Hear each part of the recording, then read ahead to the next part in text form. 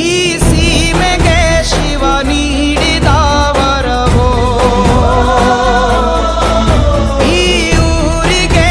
ಇವಾಲದ ಮರವೋ,